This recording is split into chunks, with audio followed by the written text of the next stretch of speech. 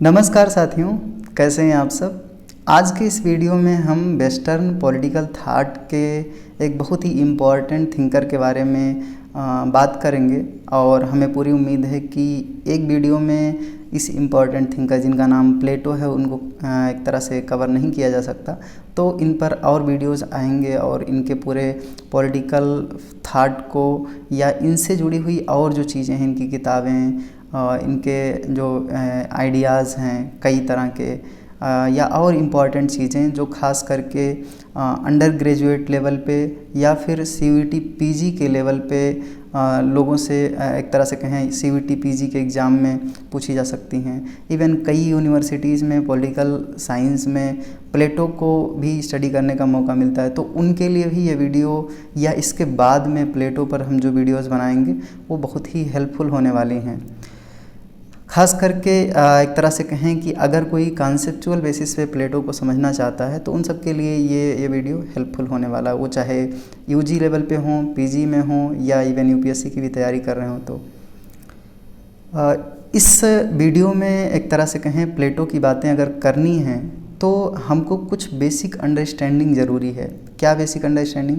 जैसे कि हम प्लेटो के बारे में जो समझते हैं वो उस समय के जो कुछ टेक्स्ट हैं उनको देख करके, उनको समझ करके, उनको पढ़ करके हम समझते हैं। जैसे कि कुछ किताबें जो प्लेटो के द्वारा लिखी गई हैं जिनको हम आगे डिस्कस भी करेंगे, या उनके कंटेम्प्रेरी टाइम में उनके बाद में आने वाले कुछ थिंकर जैसे एरिस्टोटल या और लोग, उनके बारे में जो बातें की हैं, तो उन्हीं माध्यम से हम समझ पाते हैं कि प्लेटो के विचार, प्लेटो की आइडियाज़, उनके थाट आखिर कैसे थे। जब हम किसी क्लासिकल टेक्स्ट को पढ़ने की, समझने की कोशिश करते हैं तो उसमें हमको एक तरह से हम कुछ अप्रोच यूज करते हैं। वो अप्रोच क्या होता है? जैसे मान लीजिए कि 1000 साल पहले कोई टेक्स्ट लिखा गया है, कोई किताब लिखी गई है, तो उसमें वही टर्म जो उस समय के स्कॉलर ने यूज किया लिखने के लिए, उस टर्म के मायने आज बदल गए हैं। जैसे कि प्लेटो के टाइम पे जस्टिस का जो मायने था वो आज नहीं है, प्लेटो के टाइम पे डेमोक्रेसी के जो मायने थे वो आज नहीं हैं। तो उस कंटेक्स्ट में वो स्कॉलर, वो राइटर जो लिख रहा है, हमको उसको समझना होता है। और इसीलिए हमको प्लेटो को समझने से पहले कुछ बेसिक चीज़ें जाननी ज़रूरी हैं। हमने कुछ बेसिक टर्मिनोलॉजी को यहाँ पर ऐड करने की कोशिश की है। पहला है हर्मेन्यूटिक्स। हर्मेन्यूटिक्स एक ऐसा टास्क होता है इंटरप्रिटेशन का, जिसमें हम जो क्लासिकल टेक्स्ट हैं उनके सोशल, उनके पॉलिटिकल फिलॉसफी जो हैं उस राइटर के, उसको हम उस कंटेक्स्ट में समझने की कोशिश करते हैं कि उस कंटेक्स्ट में उस राइटर का क्या इंटेंशन था, वो हिडन मीनिंग क्या है जो वो राइटर उस कंटेक्स्ट में यूज़ करने की कोशिश कर रहा था। जैसे मान लीजिए कि प्लेटो की किसी किताब को कोई पढ़ के जस्टिस का मतलब निकालना चाह रहा है, और आज प्रेजेंट के टाइम के हिसाब से जस्टिस समझना चाह रहा है, तो आज जस्टिस दूसरी चीज़ है, आज डेमोक्रेसी दूसरी चीज़ है।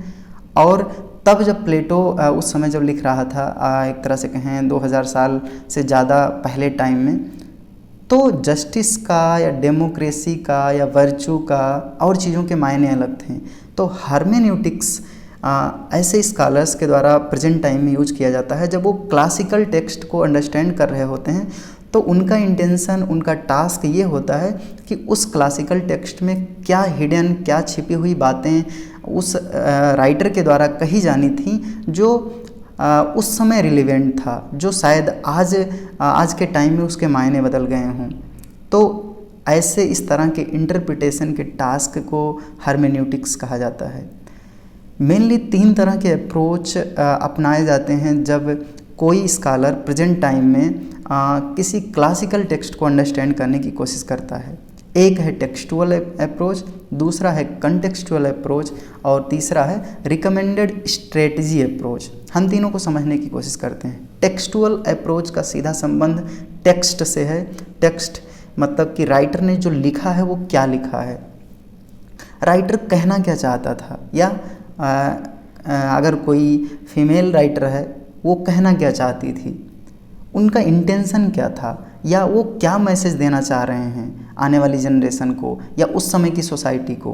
तो एक तरह से कहें हम टेक्सटुअल अप्रोच से जब किसी क्लासिकल टेक्स्ट की स्टडी करते हैं तो हम ये जानने की कोशिश करते हैं कि उसमें था क्या, व्हाट टर्म जो है वो इसको डिफाइन कर सकता है कि वो राइटर या वो स्कॉलर कहना क्या चाहता था, बताना क्या चाहता था। लेकिन वहीं पर जब कंटेक्चुअल अप्रोच की हम बात करते हैं तो हम ये समझने की कोशिश करते हैं कि वो स्कॉलर जो कहना चाहता था या कहना चाहती थी उसका इंटेंशन क्या था, क्यों वो कहना चाह रहा था। जैसे मान लो अगर डेमोक्रेसी को क्रिटिसाइज़ किया जा रहा है प्लेटो के द्वारा, तो प्लेटो डेमोक्रेसी को क्यों क्रिटिसाइज़ कर रहे हैं। अगर हम प्लेटो के टेक्स्ट को टेक्सटुअल अप्रोच से समझना चाहेंगे तो हम ये समझेंगे कि प्लेटो ने कहा क्या था। लेकिन जब कंटेक्सचुअल अप्रोच से समझना चाहेंगे तो ये समझेंगे कि आखिर प्लेटो क्यों कह रहे हैं कि जस्टिस एक तरह से कहें सोल का अपने हिसाब से, उसमें जो सोल के अपने इनहेरेंट वर्च्यू हैं उस हिसाब से काम करना है। मतलब ये प्लेटो जो कह रहे हैं वो क्यों कह रहे हैं, ये समझने के लिए हमको कंटेक्चुअल अप्रोच से समझना पड़ेगा। लेकिन प्लेटो कह क्या रहे हैं या कोई स्कॉलर कह क्या रहा है, इसको हम टेक्सचुअल अप्रोच से समझने की कोशिश करते हैं। यानी कि शार्ट में समझना चाहें तो टेक्सटुअल अप्रोच का सीधा संबंध व्हाट से है और कंटेक्चुअल अप्रोच का सीधा संबंध व्हाई से है।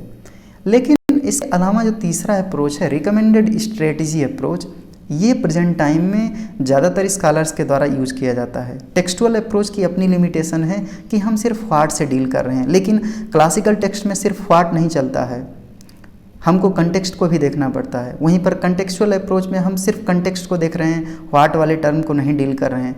लेकिन रिकमेंडेड स्ट्रेटजी अप्रोच ज़्यादा इंक्लूसिव है, ज़्यादा होलिस्टिक है, ज़्यादा एक तरह से कहें कि ज़्यादा कंटेम्प्रेरी अप्रोच माना जाता है चीज़ों को समझने के लिए। इसमें जो लिमिटेशंस हैं इसकी वो कम है। इसमें करते क्या हैं, हम जो प्रॉब्लम है, जैसे कि हर स्कॉलर की अगर कोई क्लासिकल टेक्स्ट समझना चाह रहा है तो उसका प्रॉब्लम क्या होगा, वो क्यों समझना चाह रहा है, वो उसका प्रॉब्लम है। तो हम प्रॉब्लम को पहले एड्रेस करते हैं, उस जो रिलेवेंट टेक्स्ट अवेलेबल हैं उनको पढ़ते हैं और अथर्स की जो आर्गूमेंट हैं कि वो कह क्या रहा है और वो कह क्यों रहा है, इसको हम समझने की कोशिश करते हैं। और उसी समय के और भी एक तरह से कहें डाइवर्स इंटरप्रिटेशन वाले और टेक्स्ट को हम समझते हैं। जैसे मान लो प्लेटो कह क्या रहे हैं या कह क्यों रहे हैं, ये समझने के लिए हम प्लेटो की किताब को तो पढ़े ही, साथ में प्लेटो के टाइम के अगर कोई और स्कॉलर हैं, जैसे कि एरिस्टोटल बोल रहे हैं जो, या और कोई स्कॉलर है, तो उनकी बातों को हम समझने की कोशिश करते हैं।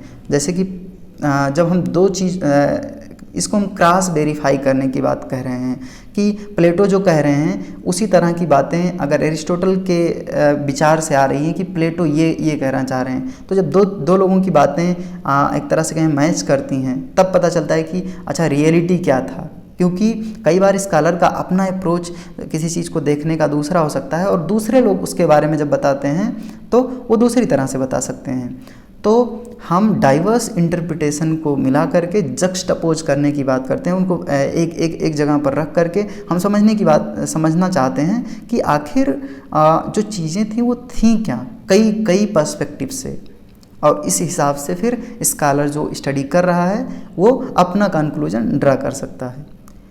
तो एक तरह से प्रेजेंट टाइम में ज़्यादातर रिकमेंडेड स्ट्रेटजी अप्रोच ही यूज़ की जाती है।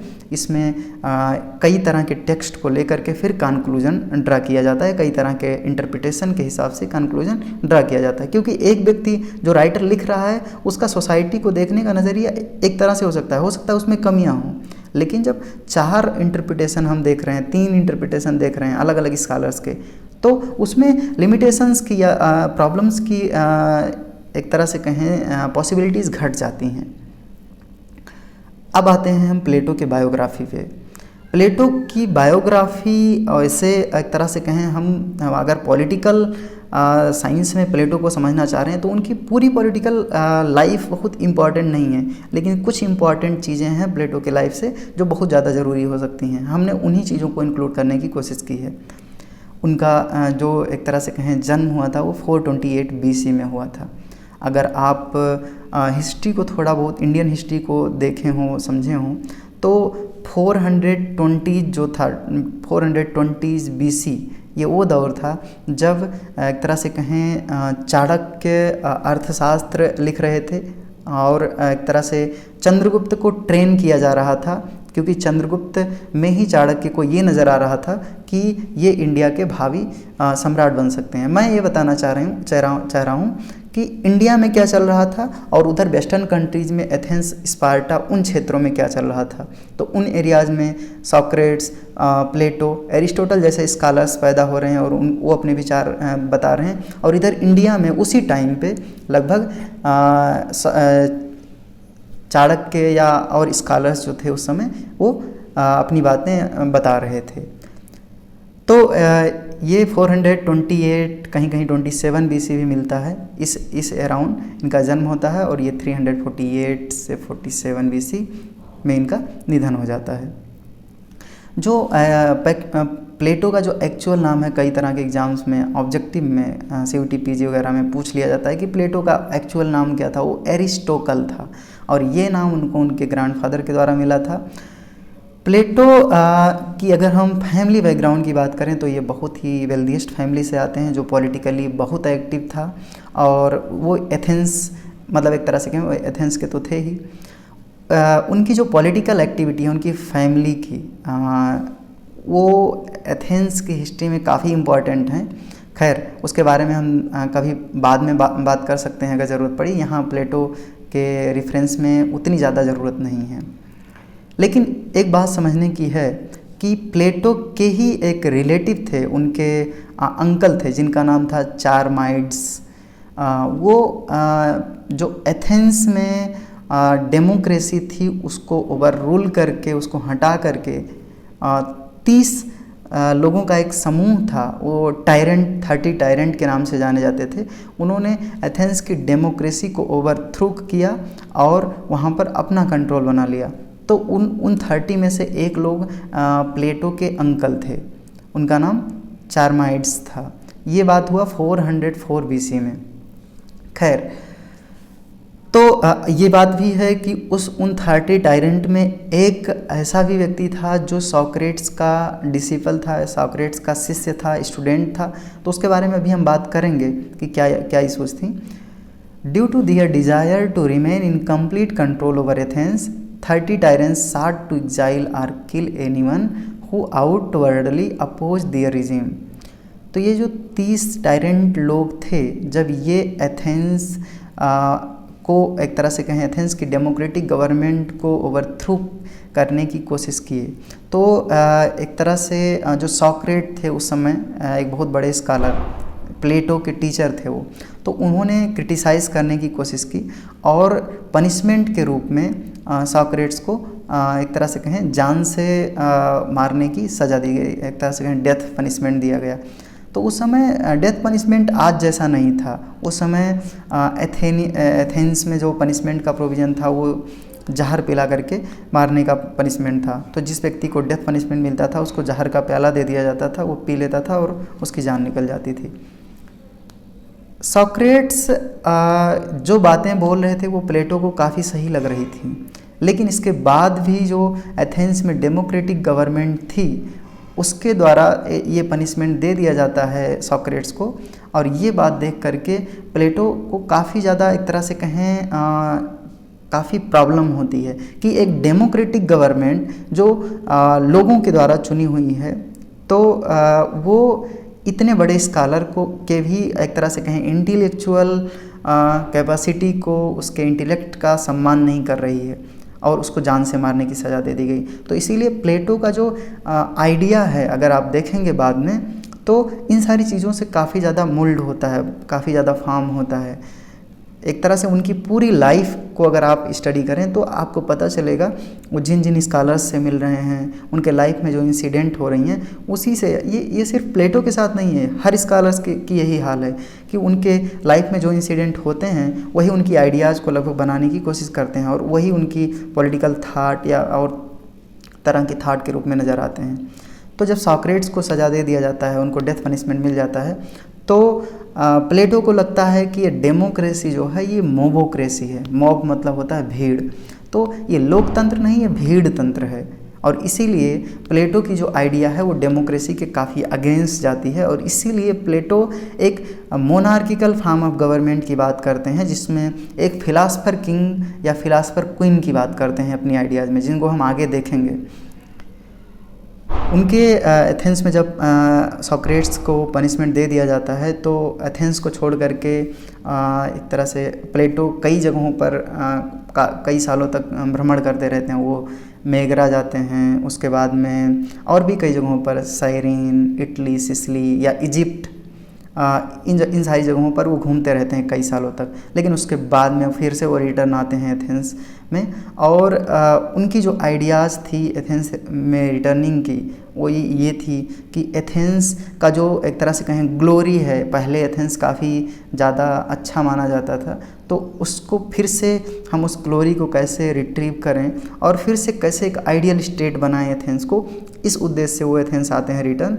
और वो एथेंस में एक एकेडमी सेटअप करते हैं, एक तरह से कहें कि एक स्कूल मान सकते हैं आप, उसका नाम वो एकेडमी रखते हैं, और उसमें वो लोगों को ट्रेन करने लगते हैं, टीचिंग का काम स्टार्ट करते हैं, और वहीं रह कर के वो अपनी वो सारी आइडियाज़ जो हैं वो देते हैं। जो प्लेटो थे वो ग्लूकान या एडियामेंटस, जो सॉक्रेट्स के काफ़ी क्लोज्ड, एक तरह से कहें कि सॉक्रेट्स जिनसे अपनी बातें ज़्यादा शेयर करता था, स्पीचेज शेयर करता था, जिनको जो बहुत क्लोज थे सॉक्रेट्स के, वो ग्लूकान, एडियामेंटस या और लोग थे। अगर आप पॉलिटिक्स पढ़ें जो कि सॉक्रेट्स के द्वारा लिखी गई, सॉक्रेट्स शायद पॉलिटिक्स नहीं, निकोमैकियन एथिक्स शायद लिखे हैं, तो उसमें पता चलता है कि सॉरी हमको कंफर्म नहीं है कि सॉक्रेट्स ने कौन सी किताब लिखी है, लेकिन सॉक्रेट्स के जो काफ़ी क्लोज हैं वो ग्लूकान या एडियामेंटस हैं, और वो प्लेटो के ब्रदर थे, यानी कि भाई थे, उन्हीं की फैमिली के थे। तो ये बेसिक एक तरह से कहें बायोग्राफी था प्लेटो की लाइफ के बारे में। एक तरह से अगर हम शार्ट में कंक्लूड करना चाहें तो प्लेटो सॉक्रेट्स के डिसिपल थे, स्टूडेंट थे, और एरिस्टोटल की लाइफ में जो इंसिडेंट हुई, उनकी जो बातें थी, या उनके लाइफ में जो पनिशमेंट जिस तरह से हुआ, उन्हीं सारी चीज़ों के अराउंड प्लेटो की जो आइडियाज़ हैं वो मूव करती हैं। हालांकि उन्हीं तक लिमिटेड नहीं रहती हैं, लेकिन और भी कई सारी चीज़ें वो एक्सप्रेस करने की, बताने की कोशिश करते हैं। प्लेटो पर किन लोगों का इन्फ्लुएंस था? ऑफ कोर्स प्लेटो के टीचर सॉक्रेट का इन्फ्लुएंस प्लेटो पर बहुत ही ज़्यादा था, लेकिन इसके अलावा भी और कई लोग थे उस समय के कंटेम्प्रेरी स्कॉलर्स थे जिन पर प्लेटो का बहुत ही ज़्यादा इन्फ्लुएंस था। कुछ ऐसे स्कॉलर थे जिनको प्लेटो काफ़ी ज़्यादा मानते थे, और कुछ ऐसे स्कॉलर थे जिनके हिसाब से एक तरह जिनको प्लेटो जिनके तरीक़ों को सही नहीं मानते थे, लेकिन फिर भी उनकी कुछ अच्छाइयों को अपने विचारों में उन्होंने इंक्लूड किया। हम समझने की कोशिश करेंगे। तो उस समय एथेंस में दो तरह की एक तरह से कहें कि दो तरह के टीचर्स हुआ करते थे, जिनके बारे में आगे हम बात करेंगे अभी। तो एक सॉफिस्ट होते थे और एक सॉक्रेट्स होते थे। जो सॉक्रेट्स हैं, सुकरात हैं, उनकी आइडियाज़ को मानने वाले लोग या उनकी आइडियाज़ से जो लोग इन्फ्लुएंस थे, वो सॉक्रेट्स अपने आप को कहते थे। इसमें सॉक्रेट्स खुद या प्लेटो, बाद में एरिस्टोटल, वो अलग बात है कि पूरी तरह से एग्री नहीं कर रहे थे, लेकिन उनकी बातों का उन पर इन्फ्लुएंस रहता था।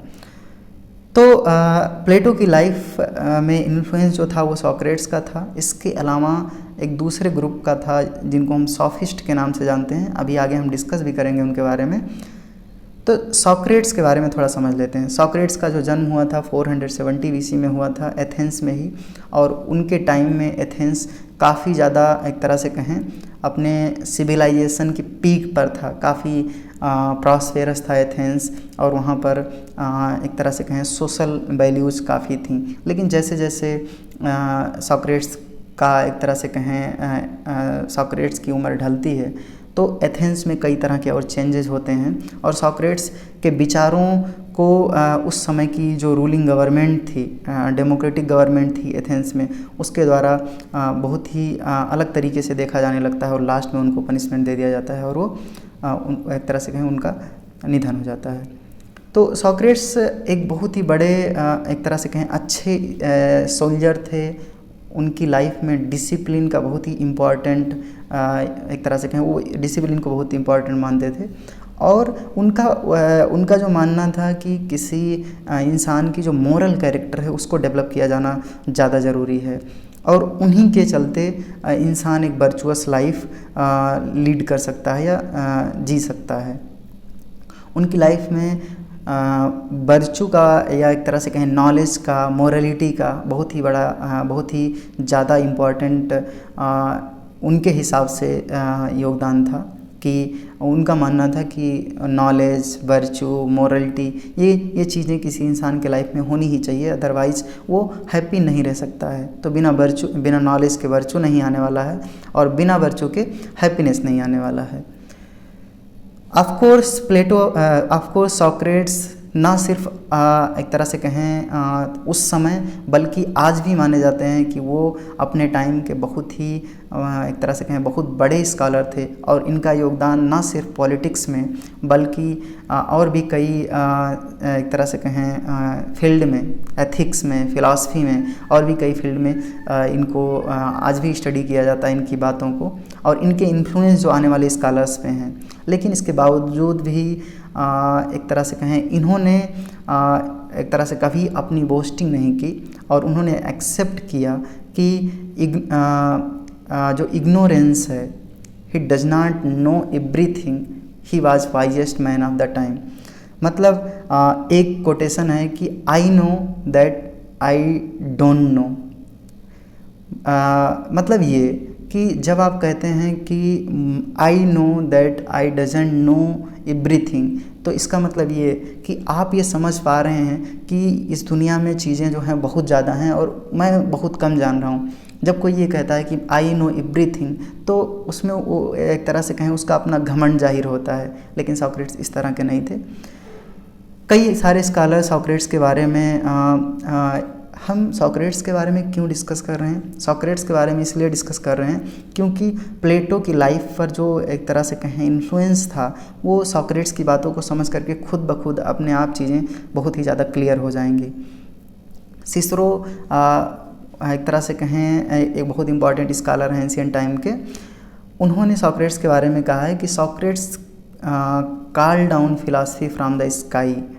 तो ये उनकी प्रशंसा कर रहे हैं। सोक्रेट्स ने कहा नॉलेज इज़ वर्चू, तो बिना नॉलेज के वर्चू नहीं आ सकता, नॉलेज ही वर्चू है और बिना वर्चू के इंसान या एक तरह से ह्यूमन बींग्स हैप्पी नहीं हो सकते हैं। जो सोक्रेट्स का जो थ्योरी ऑफ नॉलेज था वो यही था कि knowledge is virtue. Since knowledge is source of virtue we can not lead a good life without knowledge. तो अगर नॉलेज ही वर्चू है तो एक तरह से कहें बिना नॉलेज के वर्चू मिलेगा नहीं और वर्चू ही एक इम्पॉर्टेंट तरीका है हैप्पीनेस लाइफ को लीड करने का। And the good life is required for enlightenment soul. अगर सोसाइटी में लोगों को अच्छी लाइफ जीनी है तो उसके लिए उनकी जो सोल है सोल मतलब आत्मा, उसमें इनलाइटनमेंट होनी चाहिए, उसमें प्रकाश आना चाहिए।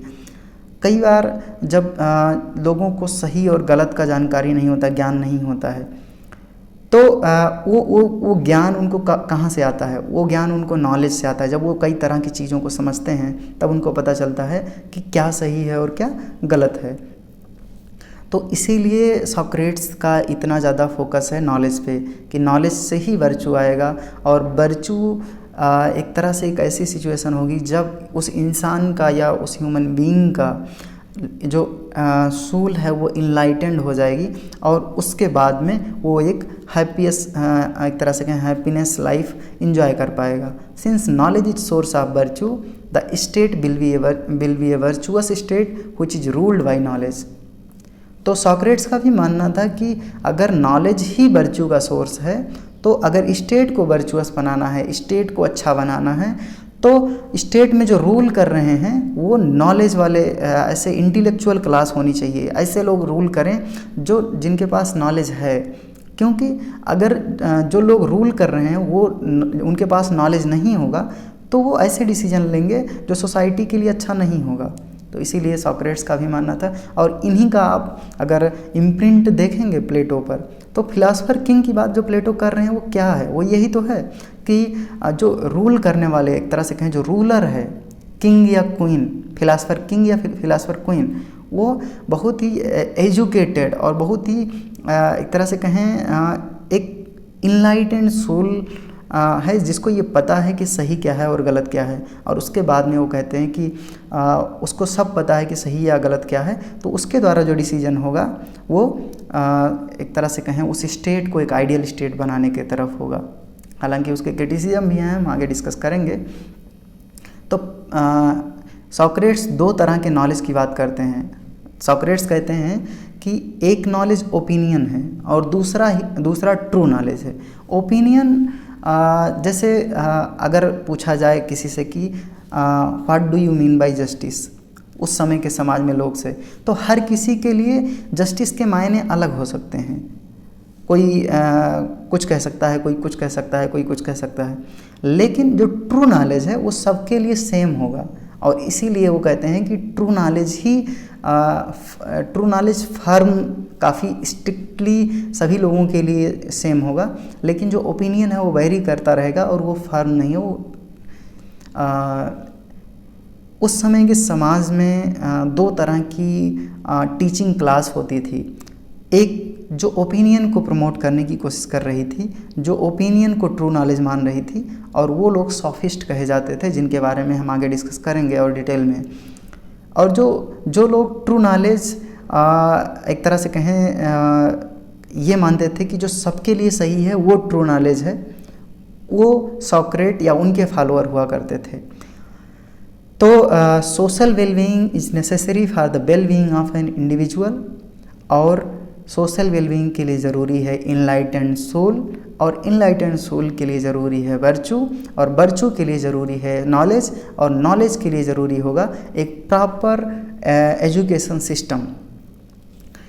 सॉक्रेट्स का ये भी मानना था कि मैन जो है एक सोशल एनिमल है, और इसीलिए अगर वो सोशली अच्छा नहीं है, सोसाइटी में वो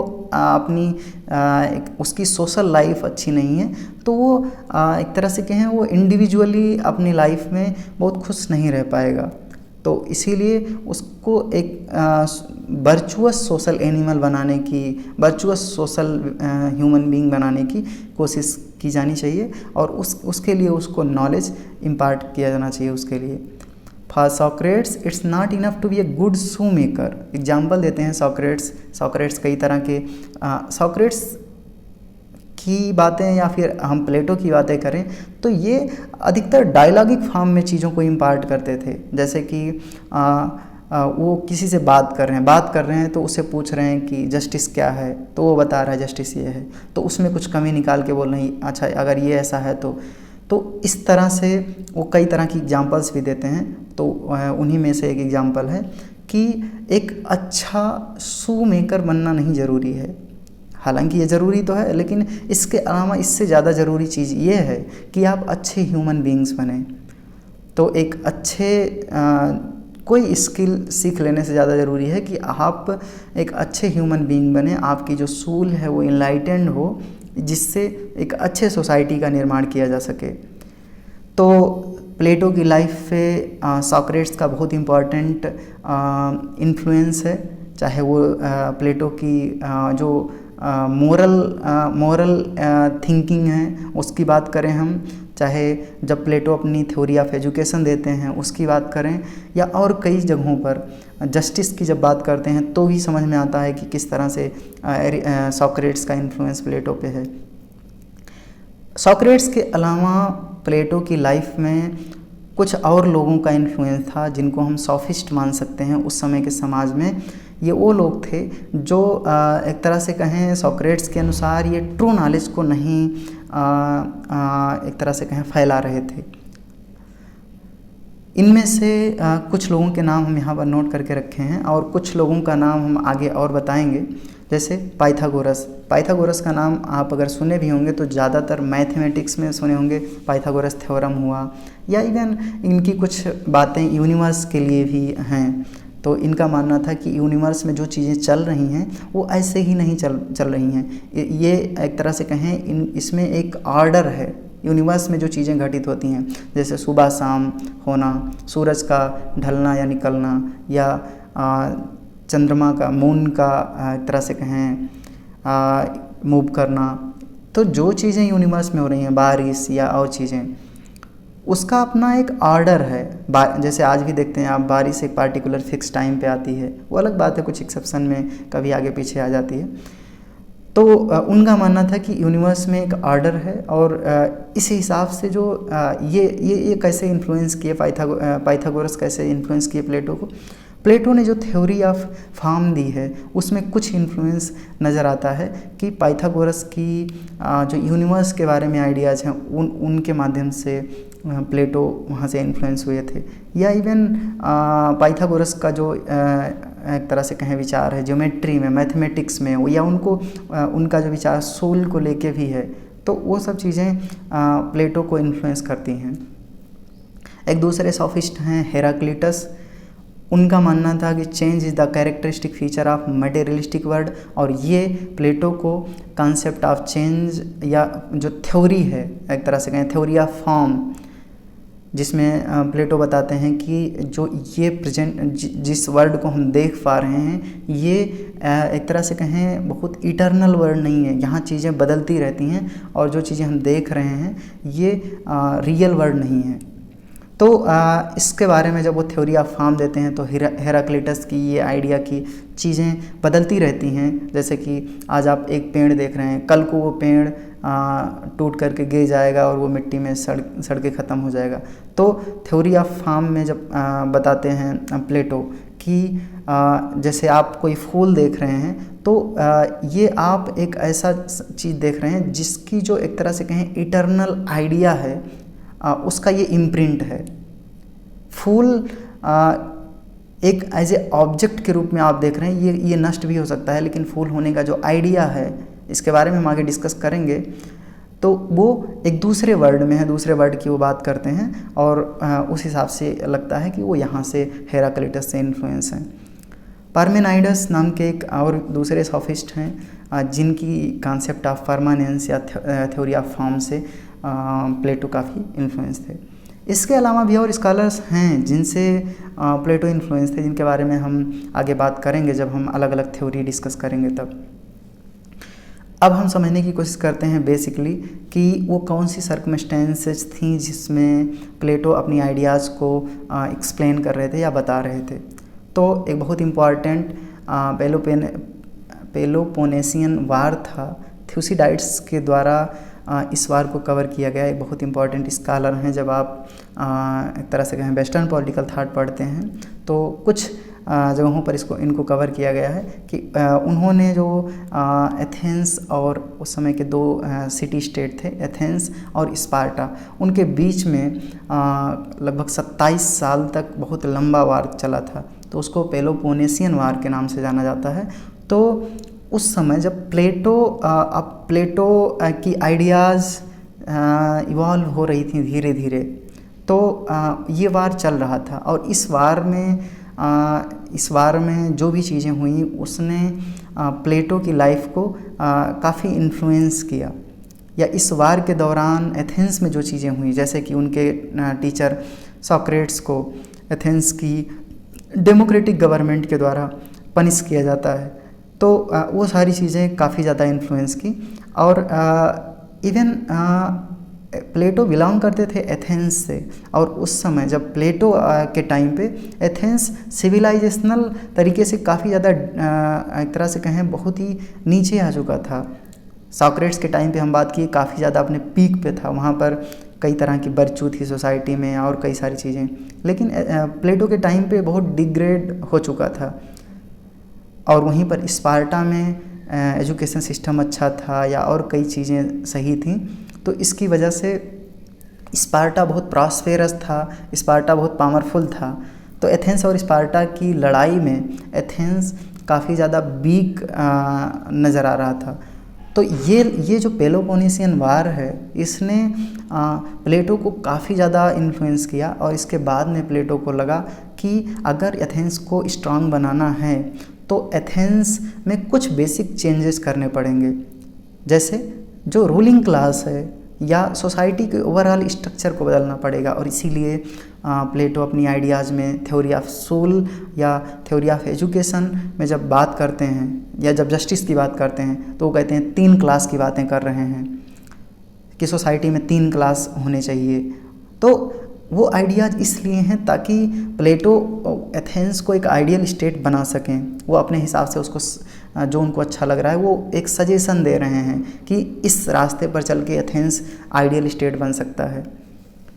तो प्लेटो का चाहे रिपब्लिक हो, चाहे लॉ हो, चाहे स्टेट्समैन हो, या और जो राइटिंग्स हैं क्रीटो हो या और जो हों, उसको लिखने का पर्पज़ यही था कि एथेंस जो सिविलाइजेशनल तरीके से डिग्रेड हो चुका है, बहुत ही वीक हो चुका है, उसको कैसे प्रॉस्पेरस बनाया जाए, उसको कैसे आइडियल बनाया जाए, उसकी सिविलाइजेशनल वर्चूज़ को कैसे अपलिफ्ट की जाए, ये उनका आइडिया था, ये उनका पर्पज़ था। तो वो एथेंस को एक आइडियल स्टेट बनाना चाह रहे थे। जो पेलोपोनेशियन वार था 431 बीसी में, स्पार्टा ने एथेंस पर डिक्लेयर किया था, और प्लेटो का जन्म होता है 427-28 बीसी में, यानी कि वार के डिक्लेयर होने के 4 साल बाद प्लेटो का जन्म हो रहा है।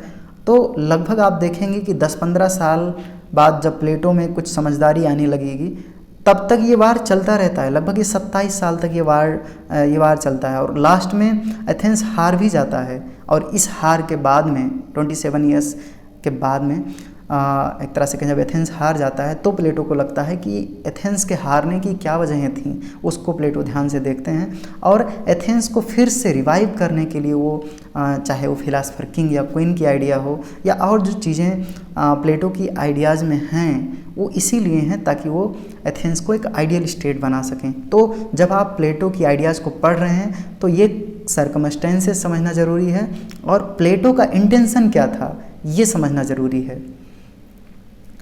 एक बात याद रहे, शुरू में हमने बताया कि ये वो दौर था प्लेटो का टाइम, क्योंकि प्लेटो जब अपनी आइडियाज़ इम्पार्ट कर रहे हैं तो प्लेटो के ही एकेडमी में एक उनका स्टूडेंट था एरिस्टोटल नाम का, जो कि बड़ा होकर के सिकंदर का टीचर बनेगा। और वो सिकंदर वही सिकंदर है जो इंडिया पर अटैक करने या एक तरह से कहें दुनिया को जीतते हुए और कई तरह के स्टेट को इंडिया की तरफ आगे बढ़ता हुआ बाद में आएगा। और बाद में एक तरह से कहें इंडिया में जो चाणक्य हैं, चाणक्य स्टूडेंट जो हैं चंद्रगुप्त मौर्य, तो इनके बीच में बिना कन्फ्रंटेशन के, बिना लड़ाई के ही सिकंदर लौट के चला जाता है।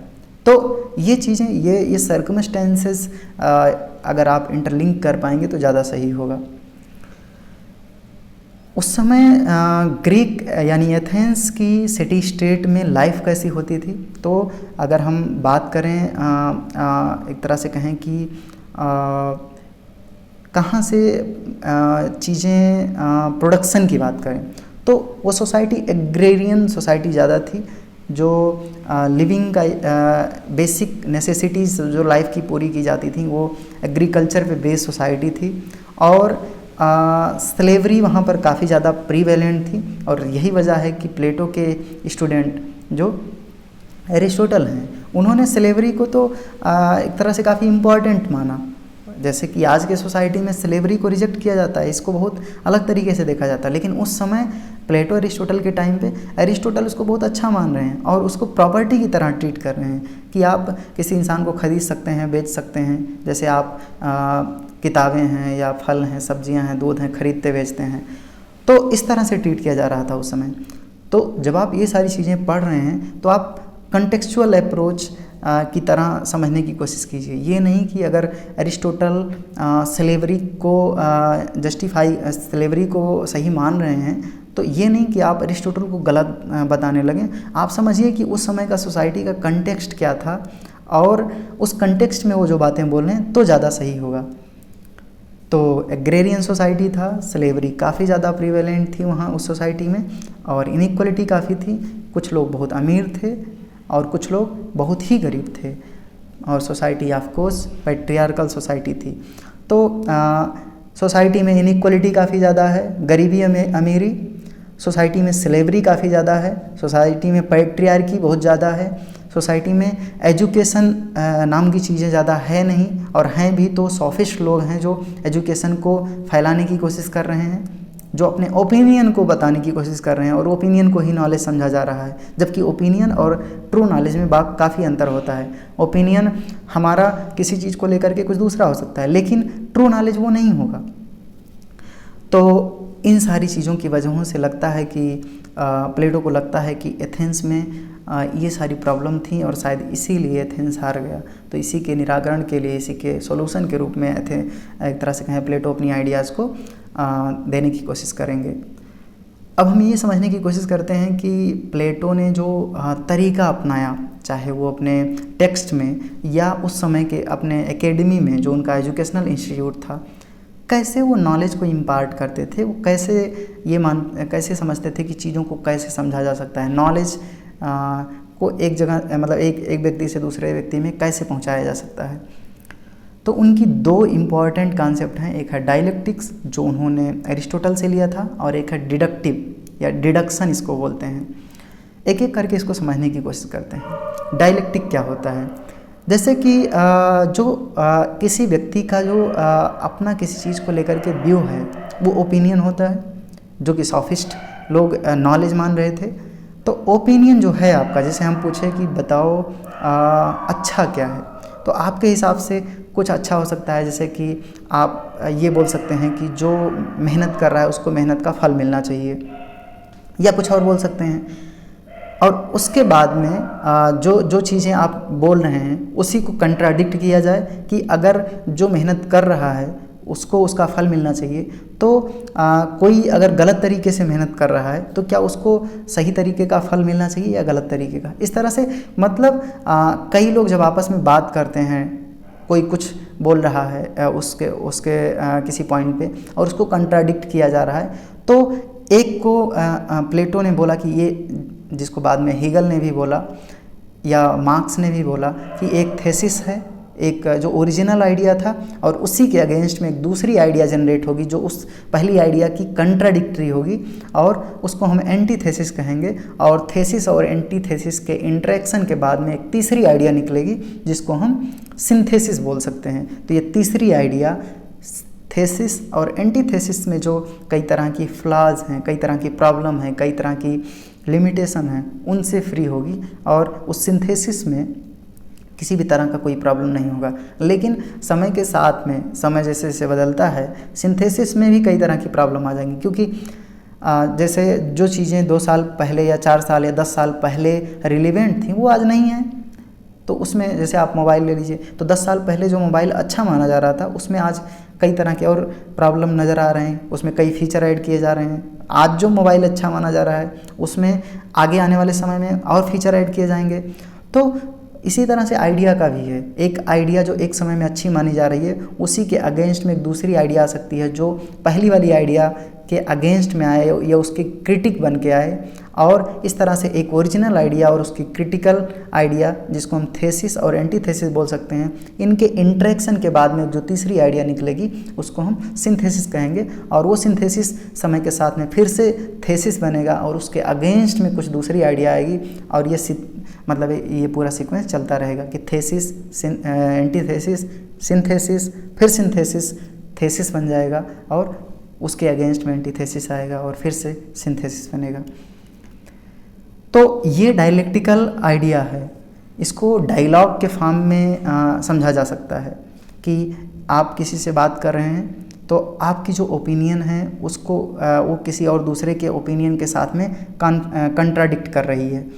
तो आपको पता चल रहा है कि मेरा जो ओपिनियन था उसमें कुछ गलत चीज़ें थीं और सामने वाले का जो ओपिनियन था उसमें भी कुछ गलत चीज़ें थीं। तो दोनों लोग जब शेयर करेंगे तो कुछ चीज़ें होंगी जो दोनों लोगों के द्वारा सही मानी जाएंगी, और इस तरह से आप समझ सकते हैं वो जो सही मानी जा रही हैं वो सिंथेसिस हो गया। लेकिन जो दो लोग सही मान रहे हैं वो समय के साथ में गलत भी हो सकता है, तो फिर से उसके अगेंस्ट में कोई दूसरी आइडिया आएगी और वो सिंथेसिस जो था पहले वो अब थेसिस बन के उसके अगेंस्ट में जो एंटीथेसिस आ रही है वो मिला के सिंथेसिस बनाएंगे। तो ये डायलेक्टिकल अप्रोच है नॉलेज को इम्पार्ट करने का या चीज़ों को समझने का। डिडक्टिव क्या होता है? डिडक्टिव में चीज़ों का एक तरह से कहें, एक चीज़ होता है इंडक्टिव में ये मेनली रिसर्च या ऐसे जगहों पर यूज होता है जिसमें आप इंडक्टिव में स्पेशल से जनरल की तरफ बढ़ते हैं। स्पेशल मतलब कि जैसे आपने देखा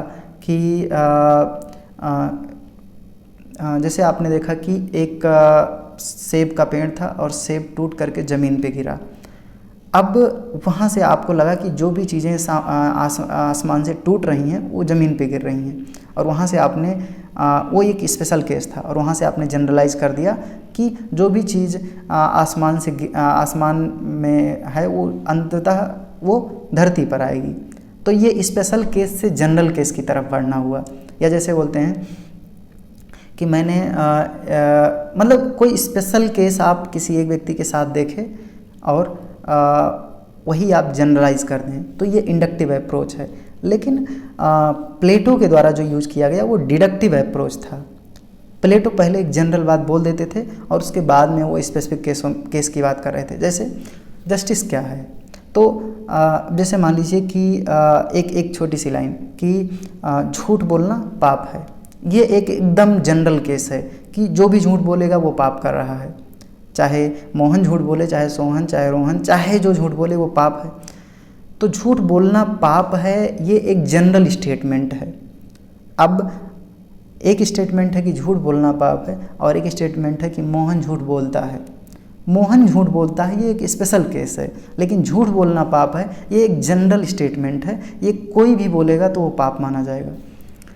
तो डिडक्टिव अप्रोच में जो होता है वो जनरल अंडरस्टैंडिंग को पहले एक्सेप्ट कर लिया जाता है, उसके बाद में स्पेसिफिक केसों में जाया जाता है। जैसे कि प्लेटो अगर बात कर रहे हैं कि जस्टिस क्या है, तो प्लेटो पहले बता देंगे कि जो इंडिविजुअल की सोल में 3 तरह के फीचर्स हैं, उसके हिसाब से उसमें जो डोमिनेंट फीचर है उनके हिसाब से अपने काम को करना जस्टिस है।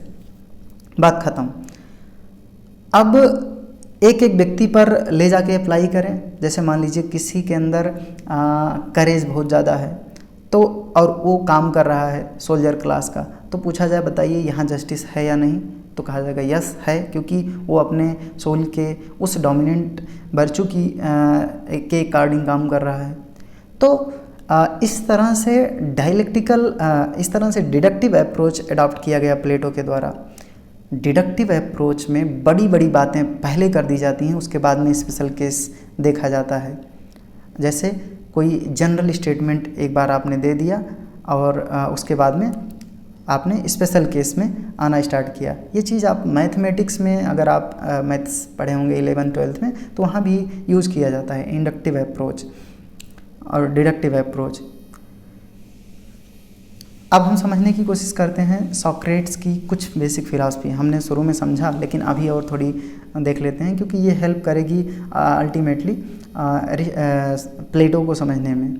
तो जो थिंकर सॉक्रेट्स के टाइम के पहले थे उनको फिजिस्ट बोला जाता था, क्योंकि वो एक तरह से कहें जब वो उनका जो स्टडी था, उनकी जो बातें थी, उनका जो फोकस पॉइंट था वो ये था कि यूनिवर्स बना कैसे है।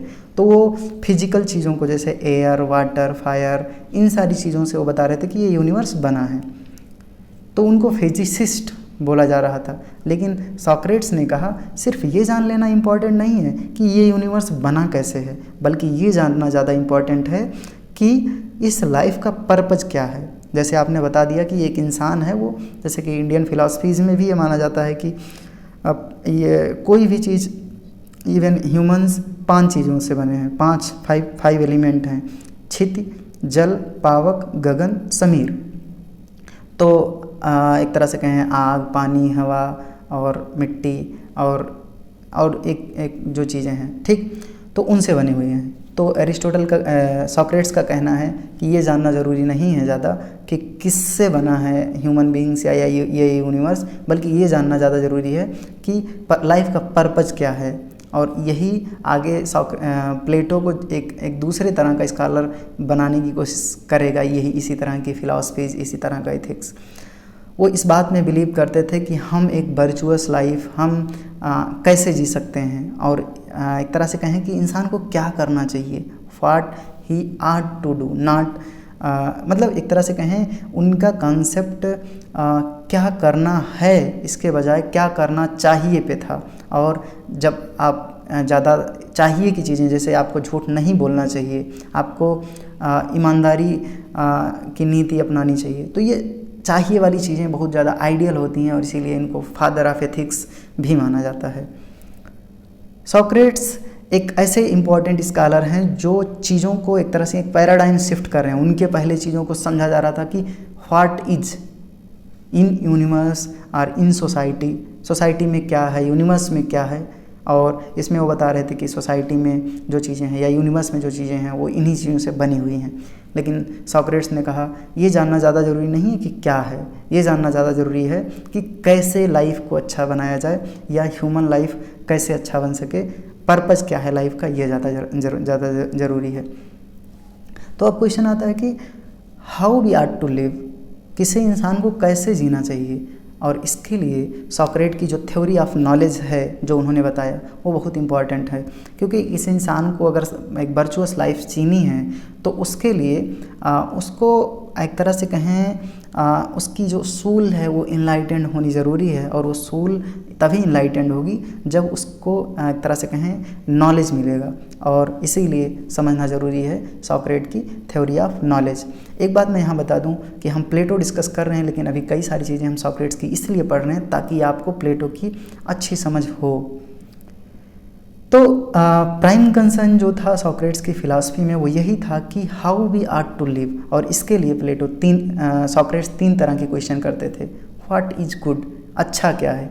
हर किसी के लिए अच्छा अलग अलग हो सकता है और वो उनका अपना ओपिनियन होगा, लेकिन यहाँ ये सॉक्रेट्स ट्रू नॉलेज की बात कर रहे हैं जो सबके लिए अच्छा हो।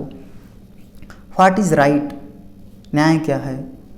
व्हाट इज़ जस्ट, उचित क्या है। और ये चीज़ें ट्रू नॉलेज के सेंस में सॉक्रेट्स बात कर रहे हैं। आप अपना इंडिविजुअल व्यू जब प्रेजेंट करेंगे तो वो आपका ओपिनियन होगा, लेकिन यहाँ पर जब सबके लिए बात करेंगे तो वो ट्रू नॉलेज होगा।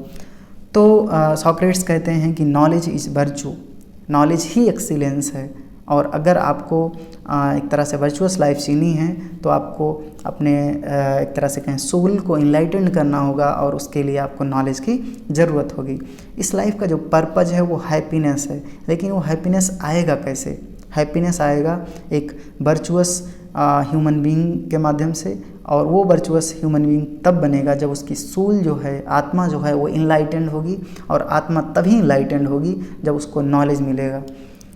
तो इस तरह से जो एग्जाम्पल शुरू में अरिस्टोटल सॉक्रेट्स ने दिया कि एक शू मेकर, एक जूता बनाने वाला, या एक कुछ स्किल है अगर आपके पास, तो उससे ज़्यादा ज़रूरी ये है कि आप अच्छे ह्यूमन बीइंग बने। जैसे मान लो कि कोई एक बहुत अच्छा ड्राइवर है, ट्रक चला रहा है या और कुछ चीज़ें चला रहा है, लेकिन वो ह्यूमन बीइंग अच्छा नहीं है, वो लोगों के साथ सही व्यवहार नहीं करता है, या और कई तरह की उसके अंदर इविल्स हैं, प्रॉब्लम्स हैं। तो सॉक्रेट्स का कहना है ये ज़्यादा इम्पोर्टेंट नहीं है कि आप अच्छा ड्राइविंग करते हैं या आप अच्छा शूज़ बना रहे हैं या क्या कर रहे हैं। ज़्यादा इम्पोर्टेंट ये है कि आप अच्छे ह्यूमन बीइंग हैं या नहीं। How to lead good life, we must first have knowledge. पहली बात नॉलेज होनी चाहिए, नॉलेज से ही आपकी सोल इनलाइटेंड होगी और उसी से आपको एक वर्चुअस या गुड लाइफ मिलेगा। तो इस तरह से वो नॉलेज और हैप्पीनेस में कनेक्शन बताते हैं, और इसमें उनकी थ्योरी ऑफ नॉलेज जो है वो बहुत इम्पॉर्टेंट है। Knowledge, how to gain knowledge of good life, कैसे पता चलेगा कि हमको यही नॉलेज चाहिए। गुड लाइफ के लिए नॉलेज तो ज़रूरी है, लेकिन नॉलेज कैसे मिलेगा ये जानना अब ज़्यादा ज़रूरी है। तो जो नॉलेज है वही सोल का गाइड है, और ये नॉलेज मिलेगा डायलेक्टिकल लॉजिक से, जो प्लेटो को काफ़ी इन्फ्लुएंस करता है, और इसीलिए प्लेटो ने डायलेक्टिकल अप्रोच अपनाया है चीज़ों में। तो सॉक्रेट्स कहते थे इसके लिए एक तरह से कहें अपने नॉलेज को गेन करने के लिए पर्सन को कहीं जाने की ज़रूरत नहीं है। जो अल्टीमेट नॉलेज का सोर्स है वो अपना सोल ही है। अगर आपको अल्टीमेट नॉलेज चाहिए, जैसे हम इंडिया में देखते हैं महात्मा बुद्ध की बात करते हैं, उन्होंने उनको कहीं किसी टीचर के पास नहीं गए, वो खुद ही अल्टीमेट नॉलेज जो उनको मिला वो अपनी आत्मा से मिला।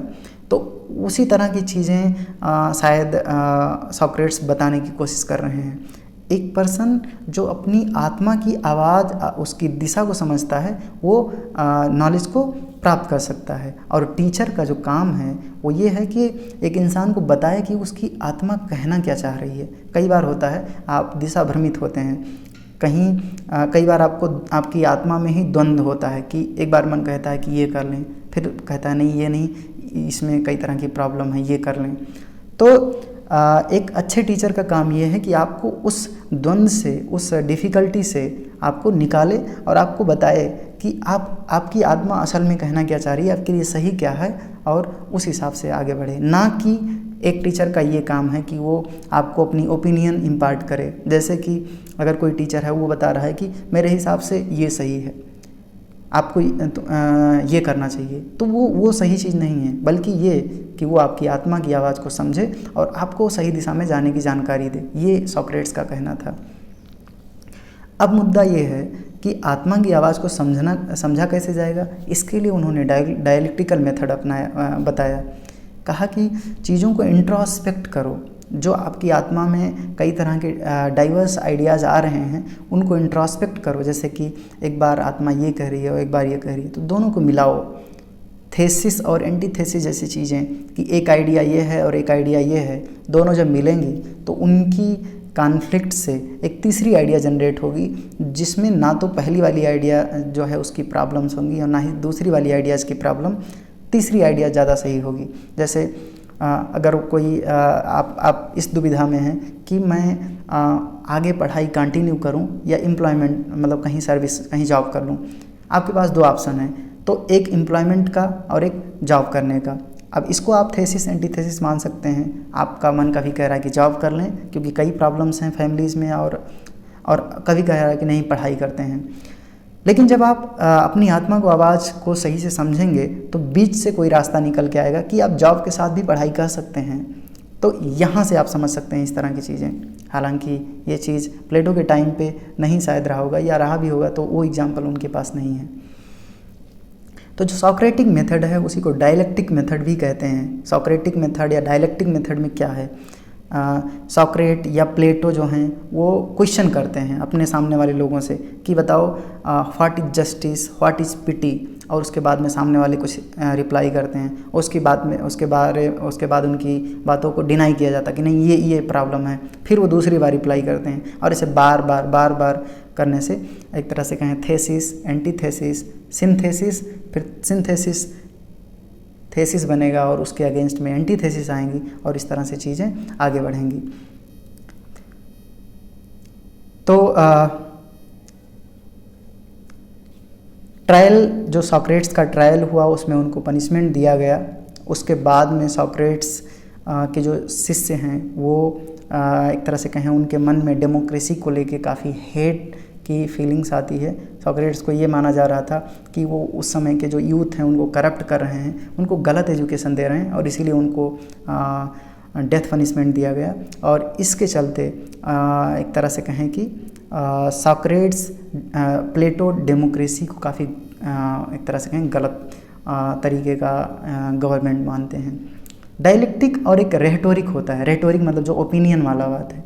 तो अगर आपको ट्रू नॉलेज चाहिए तो डायलेक्टिक से मिलेगा, अगर आप ओपिनियन चाह रहे हैं तो वो रेटोरिक वाली बातें हैं। जैसे महात्मा बुद्ध का जो एक तरह से कहें बात थी, वो अपने ही आत्मा में, अपने ही अंदर कई तरह का डायलेक्टिकल इंट्रोस्पेक्शन करने के बाद जो उनको नॉलेज मिला वो ट्रू नॉलेज था। लेकिन कोई व्यक्ति कहीं मान लो कि कुछ देखा और उसके बाद कहीं झगड़ा हो रहा है कुछ, और उसके बारे में वो बता रहा है, तो वो उसका अपना ओपिनियन है कि क्या हो रहा था। इन दोनों में डिफरेंस क्या है? डायलेक्टिक में answer general philosophical question, dialectic से निकल के आते हैं फिलॉसफिकल क्वेश्चन। लेकिन रेटोरिक में एक पर्सन एड्रेस करता है कई लोगों को, वो अपनी ओपिनियन बताने की कोशिश करता है। मेनली डायलेक्टिक सर्टेनिटी को डील करता है, जो चीज़ें सर्टेन हैं, फिक्स हैं, क्योंकि ये ट्रू नॉलेज की चीज़ें हैं, इसीलिए ये सर्टेनिटी को डील करता है। लेकिन रेटोरिक में प्रोबेबिलिटी बताई जाती है कि मुझे ऐसा लगता है, ऐसा होना, ऐसा शायद हो। डायलेक्टिक में एक पर्सन डिस्कशन करता है, 1-1 डिस्कशन होता है कि एक व्यक्ति दूसरे से चल रहा है वार्तालाप, लेकिन रेटोरिक में एक व्यक्ति कई लोगों से डिस्कशन करता है। और डायलेक्टिक में ज्ञान, ट्रुथ खोजा जाता है, लेकिन वहीं रेटोरिक में अपने ओपिनियन को बताया जाता है और डिमॉन्स्ट्रेट किया जाता है कि ऐसा हमने पाया है। जो डायलेक्टिक है वो रियल नॉलेज के बारे में बात करता है, लेकिन वहीं पर जो रेटोरिक है वो अपने ओपिनियन को बताने की कोशिश करता है। एक और स्लाइड के बाद में हम इस वीडियो को फिनिश करने वाले हैं, क्योंकि बहुत बड़ा वीडियो होगा। हम आगे कंटिन्यू करेंगे प्लेटो के बारे में, और प्लेटो की मेन फिलॉसफीज़ अगले वीडियोज़ में आएंगी। तो हमने बात किया कि एथेंस में उस समय 2 तरह के स्कॉलर होते थे, एक सोफिस्ट होते थे और एक सॉक्रेट्स। सोफिस्ट ओपिनियन को प्रमोट करते थे और सॉक्रेट्स ट्रू नॉलेज को प्रमोट करते थे। उन दोनों में क्या डिफरेंस था? सोफिस्ट जो थे वो पेड टीचर थे, वो पैसा लेते थे और पढ़ाते थे, लेकिन सॉक्रेट्स जो थे वो फ्री इंस्ट्रक्शन देते थे। सोफिस्ट जो थे वो रेटोरिक यानी ओपिनियन की चीज़ों को बताते थे, लेकिन सॉक्रेट्स ट्रू नॉलेज जो डायलेक्टिक से मिलके बनती थी उनको इम्पार्ट करने की कोशिश करते थे। सोफिस्ट जो थे वो ओपिनियन को मोल्ड करने की कोशिश कर रहे थे। लोगों का जो ओपिनियन था उसमें कुछ अगर उनको प्रॉब्लम नज़र आ रही थी उनके अपने ओपिनियन से, तो उसको बदलने की कोशिश कर रहे थे। लेकिन सॉक्रेट्स ये मानते थे कि एक तरह से कहें नॉलेज, ट्रू नॉलेज कैसे इम्पार्ट किया जाए। सोफिस्ट डेमोक्रेसी को सपोर्ट कर रहे थे और उस समय की रूलिंग गवर्नमेंट को भी सपोर्ट कर रहे थे, लेकिन सॉक्रेट्स का एक तरह से बहुत सस्पिशन की नज़र से सॉक्रेट डेमोक्रेसी को देखते थे, और इसीलिए उस समय की गवर्नमेंट ने सॉक्रेट्स को पनिशमेंट भी दिया। ये अपने एक तरह से कहें अपनी रिस्पॉन्सिबिलिटी के साथ में सोफिस्ट जस्टिस नहीं कर पाते थे, क्योंकि ये पैसा लेके पढ़ा रहे हैं। तो कई बार लोगों को उनके विचार, जैसी उनके विचार है उसके अगेंस्ट में नहीं बोला जा सकता है। लेकिन सॉक्रेट्स जो थे वो पैसा नहीं ले रहे हैं तो कोई दबाव नहीं है, लोगों के अगेंस्ट में भी, उनकी बातों के अगेंस्ट में खुल के बोलते थे। तो क्या सही है, क्या जस्टिस है, क्या उचित है, ये बताते थे सॉक्रेट्स लोग। और सोफिस्ट में एक तरह से कहें सोफिस्ट जो थे वो स्टूडेंट को वही सिखाते थे जो स्टूडेंट सीखना चाहता था, लेकिन सॉक्रेट्स वो सिखाते थे जो सोसाइटी के लिए अच्छी हैं। तो सॉक्रेट्स की अगर हम बात करें तो सॉक्रेट खुद हैं, या उनके बाद में प्लेटो के बाद में एरिस्टोटल, या और वो स्कॉलर जो एक तरह से कहें बहुत ही इस तरह की चीज़ों सॉक्रेट की फिलॉसफी से इन्फ्लुएंस हैं। लेकिन वहीं सोफिस्ट वो लोग हैं जो पेड टीचिंग कर रहे हैं। तो ये इस वीडियो में मैंने बहुत बेसिक चीज़ों को कंक्लूड करने की कोशिश की है, आपको समझाने की कोशिश की है। हम और भी वीडियोज़ प्लेटो पर लेके आएंगे, और इसके बाद में हमने प्रिपेयर किया है कि हम CUET PG में खास करके उन लोगों के हेल्प के लिए कुछ ऑब्जेक्टिव क्वेश्चंस जो आपको CUET PG की में हेल्प कर सकें उसको लेके आएंगे। आप इस वीडियो में अगर कुछ क्वेरीज़ है आपकी तो आप कमेंट बॉक्स के माध्यम से हमसे पूछ सकते हैं।